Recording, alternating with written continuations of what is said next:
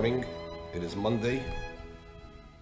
Chof Hey Adar Tafshin Ayin Ches. We are on Teres Menachem Sefer Mamar Shehikdimu in the Mamar of the first night of Shavuos. Shehikdimu. We are on page Kuf Nun Tes, and we are 5 lines from the end of Ois Beis chapter 2. The line starts Shelamayla. We're at the full stop at the word Omnam.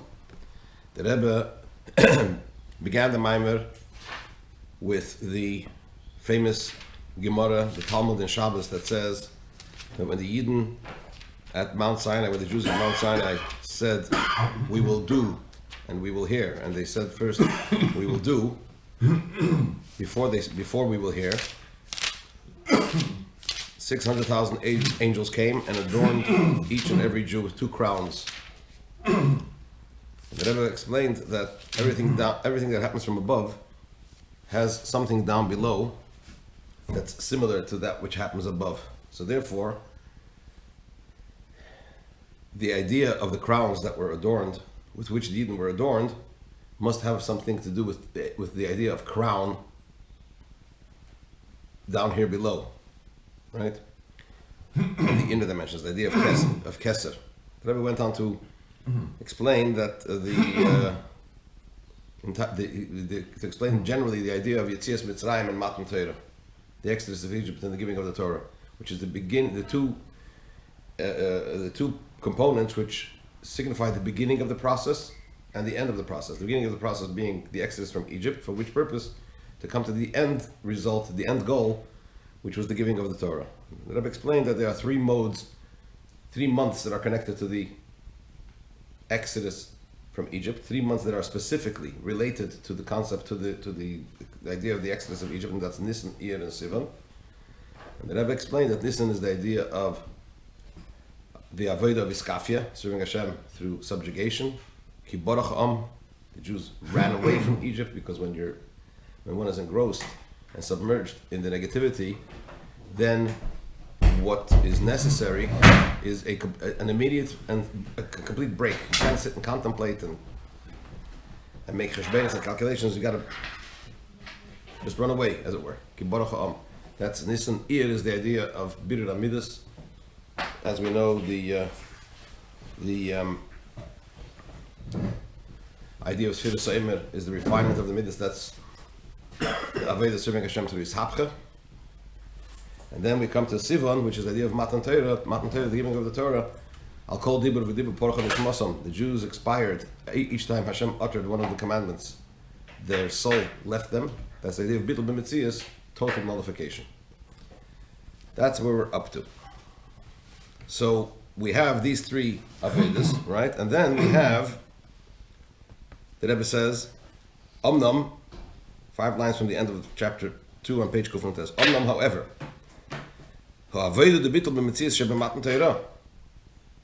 serving Hashem in a state of total nullification, which is the idea of Matan Torah, the giving of the Torah,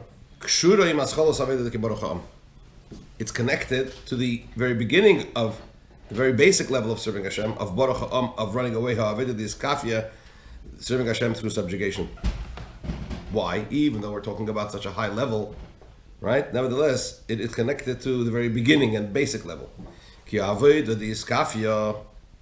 Because if we analyze serving Hashem through Iskafia subjugation, what's the central theme of Iskafia? What does it hinge on, so to speak? It hinges on the person not being concerned with his comprehension or with his, as it were, state of being. And he bends himself. That's what Iskafia is, right?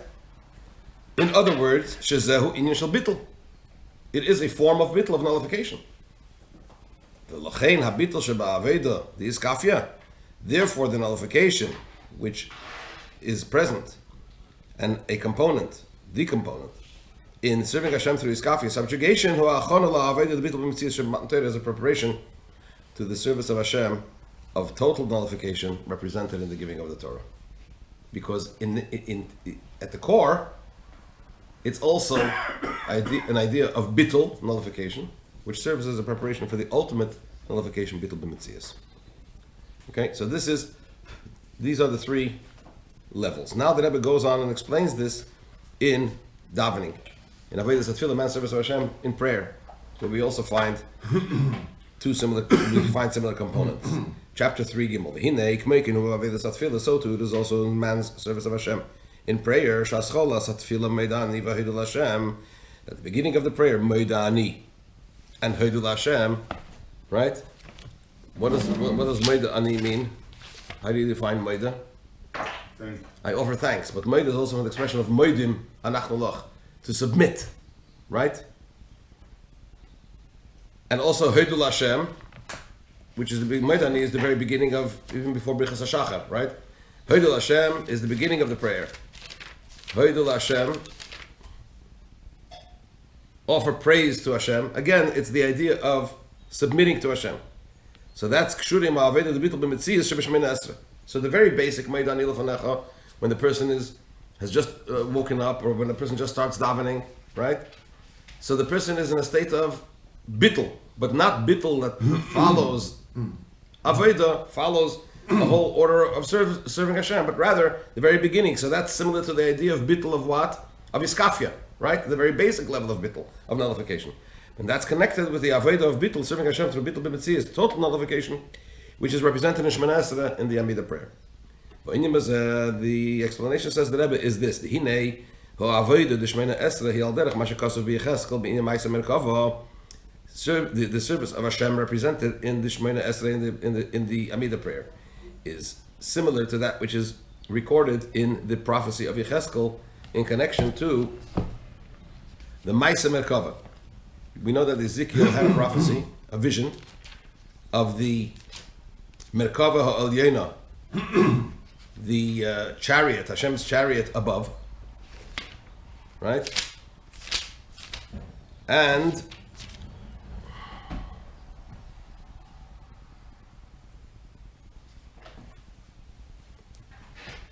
concerning the works of the chariot, in the vision of Yecheskel, it says, he describes it as Be'omdom Terapeno Kanfehem, that the angels, the Chayas, the angels above that surround this chariot, when they are stationary, their wings become weakened, become still. The Tchiluksiv first, when Ezekiel describes this, he says, he describes it as Keil Kanfehem Kekeil Mayim Rabim, that the sound of their wings made the sound of great waters. So it was very noisy, right? And later on, in the verse, he says, when they stop, their wings become still. So what does that mean? Through the contemplation and their comprehension of godliness, on top of page Kuf Samach. What comes about, it affects them in a manner that they become overcome with a desire to aspire, to go up. And that's noisy. They get excited. As it says in the verse, also over there in the same vision, and I heard from behind me the sound of a great noise. Omnom. So that's in the beginning, and that is when is it noisy, as it were? When there's asogya, when there's contemplation, when they suddenly become overcome with an appreciation for this tremendous revelation of godliness. But when a revelation of godliness which is beyond their comprehension, beyond what they are able to retain, becomes revealed upon them, to the extent that what's revealed to them is this very high level of revelation, represented in the idea of keser, crown, which means this is a transcendent divine revelation, the transcendent divine energy. That's what happens. What happens then is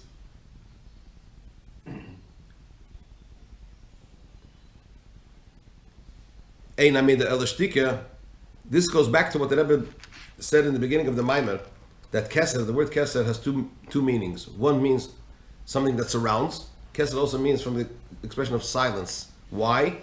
Because not everything from Kesed is revealed in the levels below. Right? So in other words, Kesed in its own right is referred to as shtika, silent. So in this instance, when Kesed is revealed, which means to say it's in a manner of amida, stationary, or as the Rebbe said, ein amida el shtika, quoting from the Talmud, that when one stops, in other words, what's the idea of silence? One does not speak. One does not advance, as it were, in expression. So non-expression, non-revelation, non-expression, as it were, is a form of silence, right? Is a form of being stationary. So when Kesed in its own right is revealed, that's the idea of amida. It's not Kesed coming down into Chochmah, because what comes into Chochmah is what? Is a bit of Kesed, as it were. A ha'ara of Kesed, right? A manifestation of Kesed, a ray of Kesed. When you say his Gilu Eira Seviv, it means that the Eira Seviv itself, the transcendent divine energy itself is revealed. The Kesed itself is revealed. That's the idea of Amida, of Shtika. Shus Firas HaKesed, which is the divine attribute of Kesed. So when that is revealed to the angels above, Azai Terapena Kanfeihem, that's when their wings become weak or stationary. They have no more strength to be noisy with this love and expiration and they're being drawn in a noisy manner to the levels above. But rather, what happens is they become in a state of nullification. So when their avodah starts in the beginning of the avodah, when the angels comprehend the levels of godliness above, what does that cause? It causes a noise. Their wings are noisy, Ra'ash Gadol. But those are revelations which they were able to comprehend, to take hold of. But then when the greater revelation is revealed, the Eira Seviv is revealed, that causes bittul b'mitzvahs, that causes that causes nullification.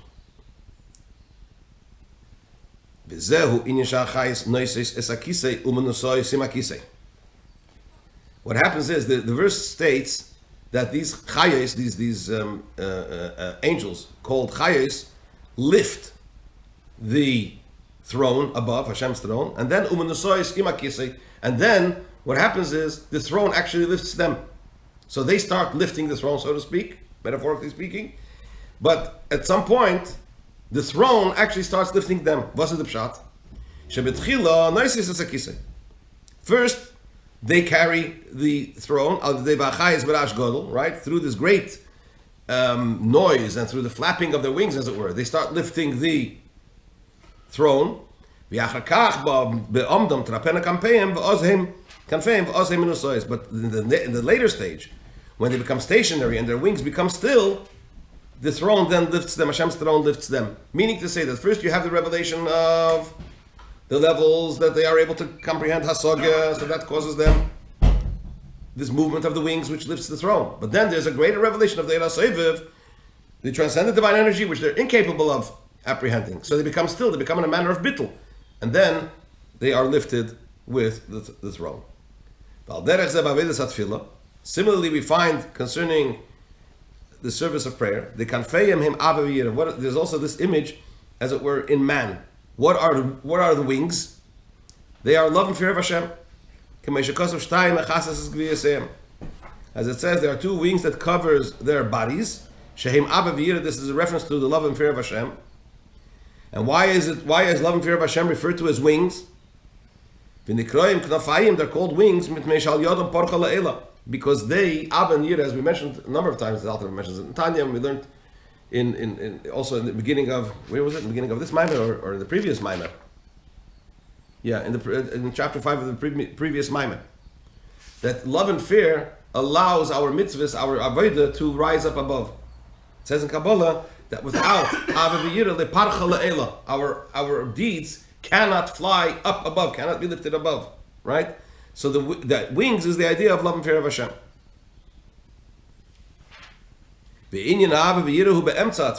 Where do we experience the love and fear of Hashem? In the middle of the davening, where in the verses of song of praise, the the blessings before the Shema, Ukriyas Shema, and the recital of the Shema itself.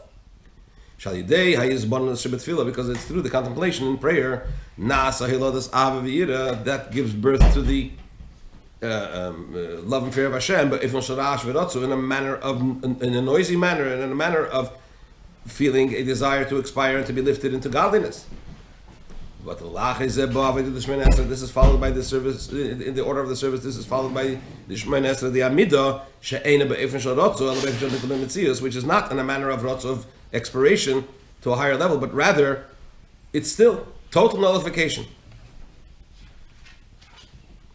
The ad, even, but although we are uttering, we are saying, we are praying, if it's bittul b'metzias, total nullification, then where does the expression of words come in?